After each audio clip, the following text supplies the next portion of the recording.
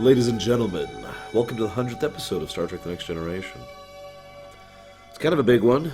We got a lot of plots, a lot of dangling threads. We've got a Klingon civil war. We've got the return of Gowron, the introduction of the Duras sisters, the introduction of Toral, that's his name, Toral.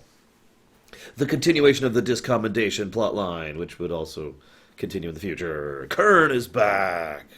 Oh yeah, and there's this Romulan chick. I don't know who she is. Anywho, also Reagan was here for this one, and apparently related the Klingons to Congress.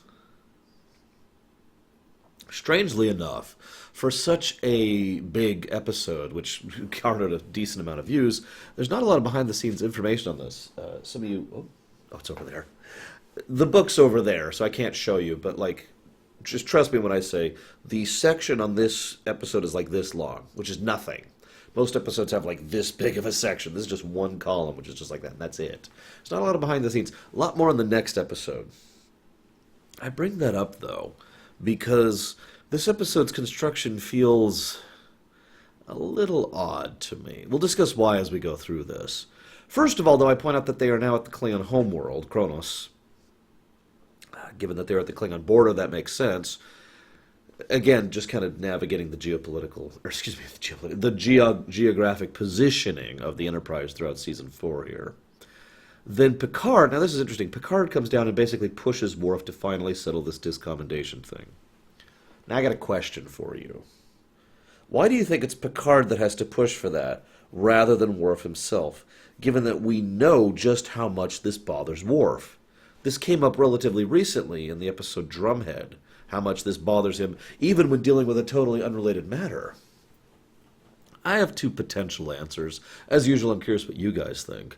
My first potential answer is that Picard is literally bothered more by this because it is an injustice, a frank, outright lie, because of political reasons. In fact, specifically because of political corruption, which is the kind of thing that I feel that Picard would be adamantly against, that he would be violently opposed to. The very idea of this kind of corruption is something that would bother him, especially given the stalwart, lawful good Federation guy that he is. Second possibility, and these aren't mutually exclusive, is that he is allowed to express how much it bothers him, and Worf does not allow himself to express how much it bothers him. Thus, it's kind of like something I talked about recently, the boasting versus the humility. In other words, if I say blah, that's not as valid as if someone else says blah about me. Thus, Picard is allowed to be the person who says, this is a grave injustice, you should do something about it, and thus Worf is allowed to agree with him, rather than Worf himself saying, this is a grave injustice and something must be done about it. This is food for thought. So, of course, we have a civil war/succession crisis. Of course we do. It's wrong word. This is an autocratic organization with a governing head, which is extensively political and has been ever since it's really been first introduced here in TNG. Of course we're going to have a succession crisis. Let's talk about something really quick. We're going to get into a little bit into politics because we kind of have to. This is literally a civil war arc. Why is it you think the Duras family has such influence in the Klingon Empire? Keeping in mind that Duras himself is frickin' dead. Now, I've already given one of my theories on this matter. I theorize that Duras himself was not intelligent, not strong, not charismatic, not anything. He was a good puppet. He did as he was told, and was very good at doing as he was told. And the Romulans, who are far more Machiavellian, more capable, in other words, of manipulating and maneuvering the situation, are the ones who are actually the ones pushing and connecting politically. He was just the puppet, the mouthpiece.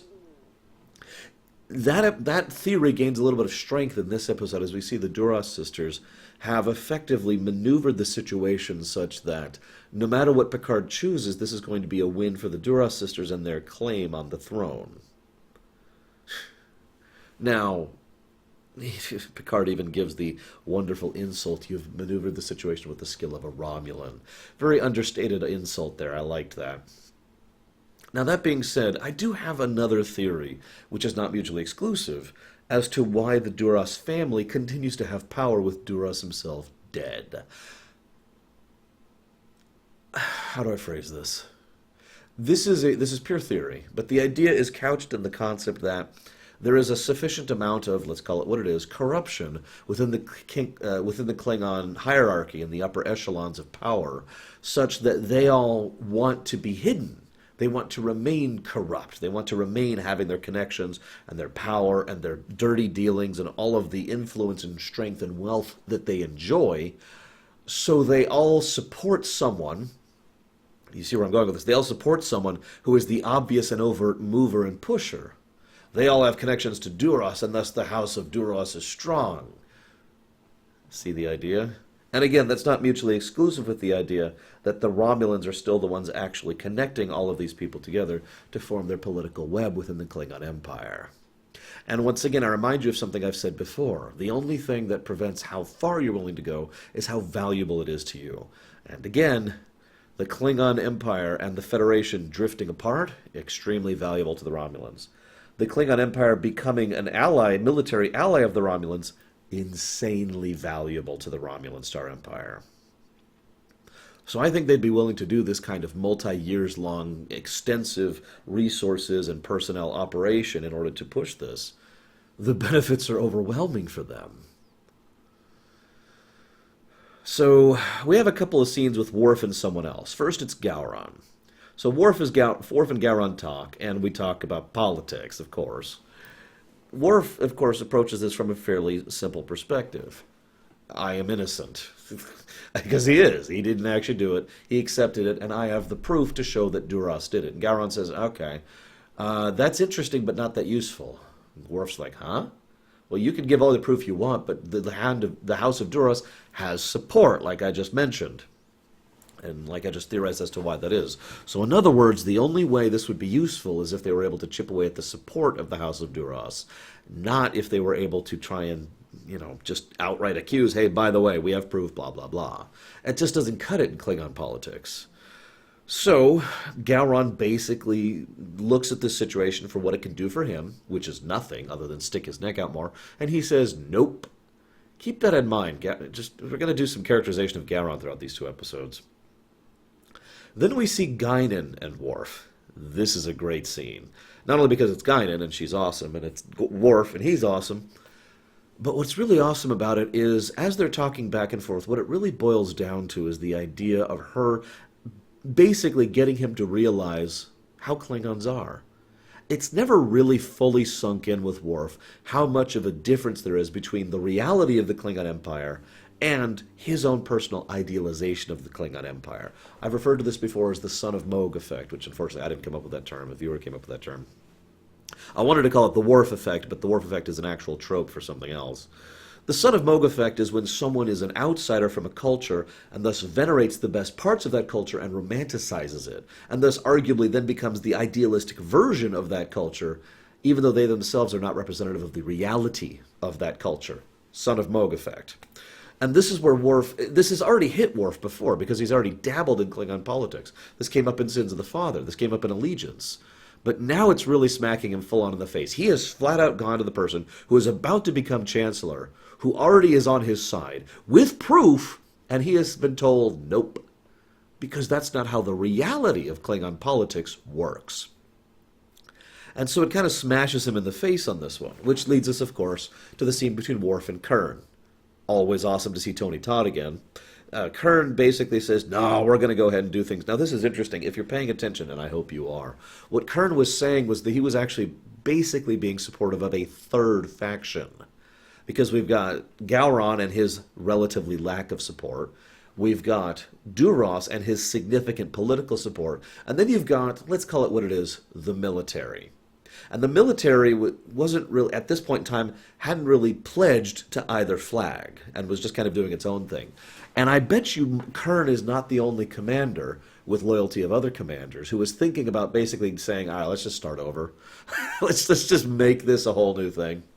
In fact, if not for Worf's influence, we probably would have had a three-way civil war, which would have devolved into like a 17-way civil war as all of the military factions, or all the military factions disseminate into smaller and smaller factions as everyone starts scrabbling for the throne, which might have actually been the end of the Klingon Empire, if you're thinking about it. That's worst-case scenario, of course. But I mentioned that. Worf decides he's going to go ahead and do something, and this is very fascinating to me because, well, I'll talk more about this later, but he basically says we're going to support Gowron, just not right now. And you're going to do what I have to say because I'm the one who's in charge. Given what eventually happens to Kern and his family over on Deep Space Nine, it's always bothered me a little bit because that all started right here. I'm not going to say anything for spoilers' sake, just, anyways. So Toral shows up, who is a moron. I get that that's the point, but he is a little bit irritating. He is effectively a child. He is a loud braggart of a child who has nothing to back up that bragging, and it shows that in every case. In almost every circumstance, when someone tells him to shut up, he does immediately, and he is shut down because every idea that comes out of his dinky little head is an incredibly stupid one. So, I don't even know what else to say about him. Again, I get that that's the point, but I have not much else to say about Toral. Moving on. So, they start to talk about factionalization now that the Duras sisters have made a formal claim, using Toral as their backing pawn. Funnily enough, by the way, Duras himself is being replaced by the illegitimate son of Duras, who is now going to literally be a more open puppet in the same sense that I theorized Duras himself was. I just think that's a little funny, little bit of irony there, assuming I'm correct, of course. So they start to factionalize, and control of the fleet becomes a major point. Of course it does. Any kind of major succession crisis is going to lean and tilt on one of two things: money and military. And money isn't something they really talk about in Star Trek, so basically all of the focus is on who the military supports. And as we start to see, bit by bit, the military starts to already factionalize, even amongst itself. So that leads me to a part where a scene which I don't like. Picard comes on. Worf is getting the data on, the Kittimer thing that proved that he was innocent. And Picard says, "What the hell are you doing? This is a conflict of interest." I don't like that scene. I'll explain more about why later. But it feels like Picard is being, what's a good word? Stupid in that scene.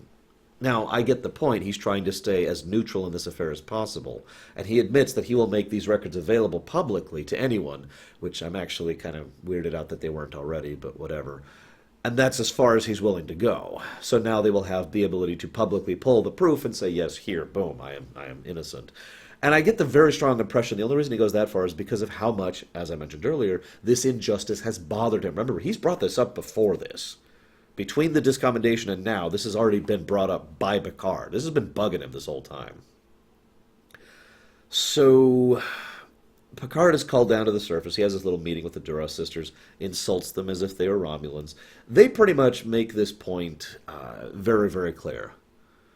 They are playing at politics. They don't care about realities of law or anything. So you can say against him, in which case we'll say that the Federation is tainted and we'll take over anyways, or you could support us and we'll have friendly relations with the Federation in the future. What's funny is I'm almost positive that's a lie, because the Duras sisters, for all of their power and influence, and there is a significant amount of that, are ultimately, they're the Ducat to the Dominion, you know what I mean? So they're still under the paymasters of the Romulans, and I don't think the Romulans would be okay with that. Anyways, so then Picard has to go down and finally rule, is this claim valid? And Picard says, no, of course it's not. What I love is he says it, this is so Picard, and shows his understanding and acceptance, his ability to work through the measure of law, even Klingon law. He says, this boy has no honor. External honor, of course. He has not led any major battles. He has not killed any major foes. He has no great feats to his name. He has nothing and has done nothing, and therefore is unworthy to rule, regardless of who his dad is. Bam. Invalid claim, dismissed. It's a very wonderful scene, and I love the way he does that, because he does it in a fully Klingon way that the Klingons, and even those who are opposed to it, can't really push against, because he does do it the Klingon way. So then the sides basically split up. And I don't know about you, I would have had the Duras sisters killed on the spot, but I'm a weirdo. This is when Worf approaches Gowron and says, I got 4 squadrons ready to back you. What say you? You know my price. Now, I hinted at this earlier, but I love this scene because what we have here is the unique confluence, and I'm not sure we ever have another example of this, of fake honor and real honor, as in external honor and internal honor, in the same action. Worf will fulfill his vows and his honorable perspective of standing by Gowron and doing the right thing, while at the same time playing at politics sufficiently to regain his honor, his external honor back, thus making him congruent with his real honor because he is actually innocent. It's a nice confluence of the two concepts. Naturally, Gowron's it up a little bit. Can I stop for a moment and say that I've heard a lot of viewers over many, many years, ever since I used to talk about this with kids at the playground, you know. A lot of people either really like or really dislike Gowron, and I get why. He's a very divisive figure. He is a Klingon politician. And almost everything he does, and I mentioned this earlier, almost everything he does is all about focusing around what this can be for him. Okay, I'll go along with this because it'll increase my standing. Okay, I'll go along with this because it'll improve my power. Okay, I'll go along with this because it'll secure these loyalties, etc., etc. He is very centric focused, like like a politician will be. And in this particular moment in particular, Gowron says, "Oh, it's not enough. I need the Federation too." And Worf says, "No." And Gowron pushes him. Now, what's funny is Gowron's tactic is to basically shift directions entirely. He doesn't mention the real reasons why he needs Federation support. Those actually come in later when he directly petitions Picard for this. Instead, he uses a completely different tact to try and provoke Worf into giving him what he wants. In other words, he does the same thing all Klingons do. They push, and they look for reactions, and they provoke. But Gowron does it specifically to provoke a particular response that'll be beneficial to him. Then they're attacked, and the Federation doesn't get involved, even though a general distress call is sent out. They still refuse to get involved. Shortly after this, Gowron now sees the value of Worf and the House of Mogh, because Worf himself is an excellent tactical officer who more or less single-handedly helped salvage the battle, and Kern's ship came in, which enabled them to actually survive the battle and, be able to succeed. Note that immediately after this, Gowron goes and gets confirmed. I still love that robe he wears. I want that robe in real life. And his very first act, literally his first action, within seconds of being confirmed legally as Chancellor of the Klingon Empire, the new autocrat, first thing he does is restores the honor of the House of Mogh and removes the discommendation. Because that is how Gowron plays. For all that can be said both good and bad of Gowron, and there's quite a bit of both, Gowron does pay his debts, universally, because he understands the value of such an option. If he didn't repay his debts, people would stop doing things for him. He is, in fact, a fairly intelligent politician in the fact that he adheres to his deals and actually tries to reward those who support him on a regular basis to keep them loyal, as opposed to a more typical stupid politician, which there's examples of that in real life and in fiction, of someone who will be like, "Do this for me, haha, you're screwed, Anyways. So here's where I get to the part where I have to explain something. There's something that's been pissing me off the entire episode.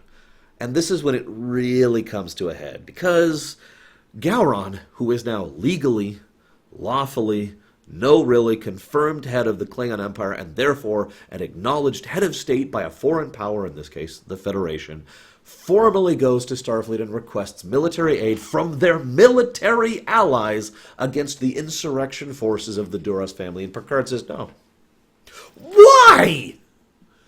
Oh my God, I can't put into words how much this pisses me off.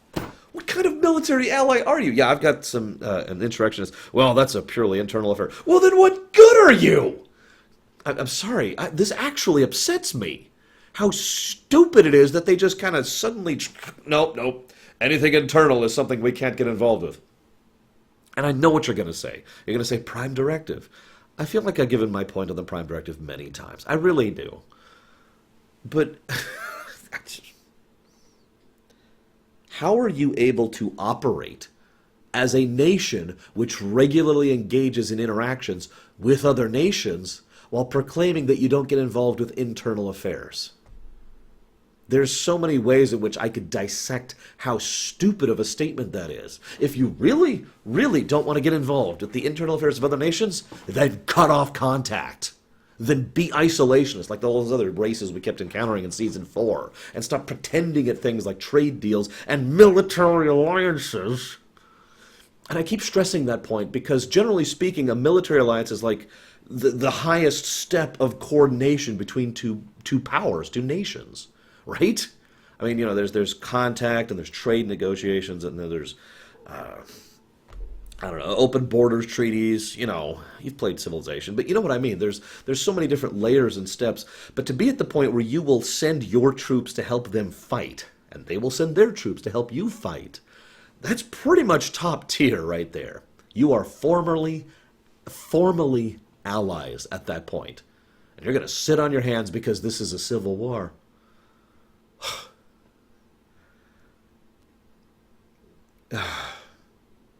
An argument could be leveled, and I can already hear it in the comments section.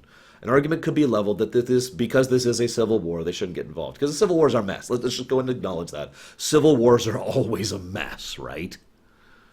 But the problem is, you have to then decide what qualifies as the actual foreign head of state.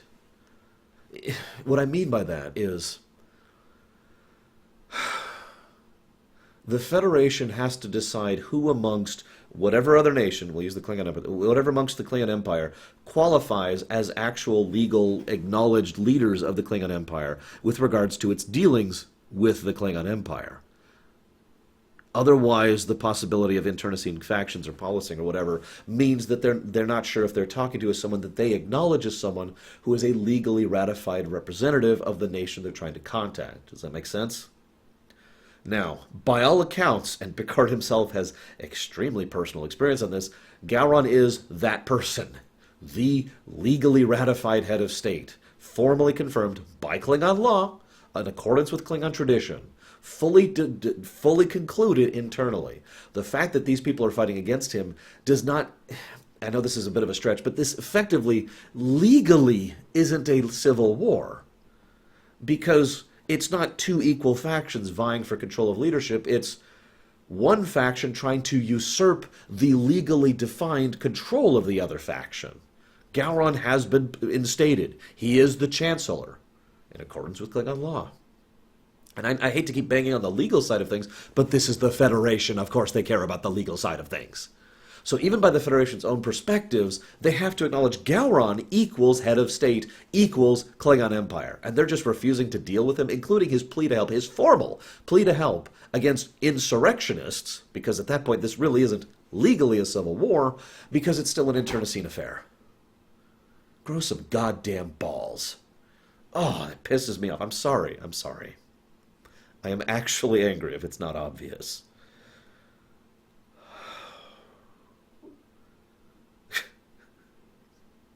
Then, what I love best is Picard gives no actual reason for this. The only reasoning he gives is it's an internal affair. Worf then comes over, and Worf, who has kind of learned the value of the combination of internal honor and external honor, uses both to approach Picard. It's a good scene, actually. Worf says, the Duras sisters are evil. They're with the Romulans, they have no honor. This is going to be a mess, and they're going to make a mess of things. Moralistic perspective, internal honor perspective, real honor perspective. Then he adds the external honor perspective, because he points out the politics of the situation.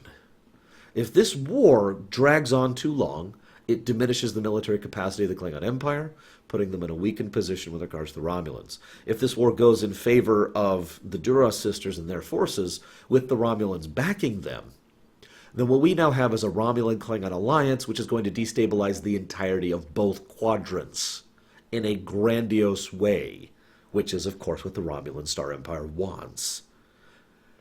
This is in the best interests, politically speaking, real politics speaking, of the Federation and the Klingon Empire, legally ratified Klingon Empire, to go ahead and get involved in this affair. Picard says his only counter-argument, I wish I wrote it down, is No, I don't have to tell you the points of non-interference that every Starfleet officer, blah, blah, blah, blah, blah, blah, regardless of personal feeling. I'm sorry, Picard, did you not hear that part about this being a destabilizing element for the entirety of both quadrants, or you just have cotton in your ears today? I'm just wondering. I've never wanted to smack Picard so hard, not even season 1. So then Worf resigns. Of course Worf resigns. What else is he going to do? Both internal and external honor tell him the same thing. He's got to do something about this. Period. And what I find funniest about this is Picard looks like bothered, almost angry that Worf would dare resign over this. Like, he's like, I can't believe Worf would do this. I don't understand why he'd make such a strange choice. Are you that disconnected, Picard, from reality? Now, that being said, the final bit where Worf goes and there's a walk down the procession of troops, listen to me, of officers and personnel, and then he's beamed off. That was a nice send-off, and I got to give credit for that. If anything, it was also powerful in its own right and happened to be a bit of a grabber, not in the same way that Best of Both Worlds 1 was, but a similar grabbing of attention, because the possibility exists, the real possibility exists of Dorn leaving the show, or of this changing into a new, significant change in the status quo for the Star Trek universe. And that was just like, oh my God, think of where this could go. Now, I'm going to go ahead and spoil something for you. Neither of those things are true, but I'll talk more about that next episode. It was still a nice send-off, and it was a very long summer to wait for Redemption Part 2. I am sorry for losing my temper. I hope you've enjoyed my thoughts nonetheless. I'll see you guys next week.